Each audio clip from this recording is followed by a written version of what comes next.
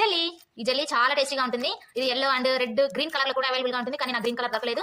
ఇవి మీకు తెలిసింటే కామెంట్ చేయండి. దీన్ని జెల్లీలు అంటారనమాట. తీయగా ఉంటుంది టేస్ట్ అయితే. ఇప్పుడు నేను నెక్స్ట్ చూపించబోయేది గోల్డ్ కాయిన్స్.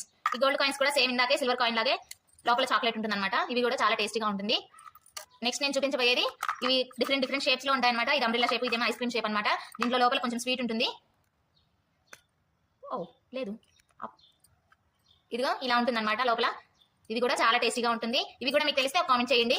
ఏది క్యాండీ లాలీపాప్. దీన్ని క్యాండీ లాలీపాప్ అంటారనమాట. చాలా టేస్టీగా ఉంటుంది, కానీ ఇప్పుడు కూడా ఉన్నాయి. ఒకటి ప్రైస్ ఉంది. అప్పట్లో అయితే ఇది 2 రూపీస్ నుంచి 5 రూపీస్ లో దొరికేది. ఇప్పుడు నేను చూపించబోయేది ఇది కూడా కొబ్బరి మిఠాయి అనమాట. చాలా టేస్టీగా ఉంటుంది. ఇదైతే ఇంకా టేస్టీగా ఉంటుంది ఇందాక చూపించిన వైట్ కొబ్బరి మిఠాయి కంటే. నెక్స్ట్ ఇవి వచ్చేసి చింతపండు జెల్లీలు. ఇవి చాలా టేస్టీగా ఉంటాయి. ఇప్పుడు కూడా మా ఊర్లో అయితే ఇవి దొరుకుతున్నాయి. రూపాయికి 3 ఇస్తారనమాట. ఇవి కూడా చాలా బాగుంటాయి. మీరు కూడా ఇవి తింటే ఒకసారి నాకు కామెంట్ చేయండి. నెక్స్ట్ మనం చూడబోయేది జెల్లీస్. ఇవి కూడా చింతపండు జెల్లీలేనమాట.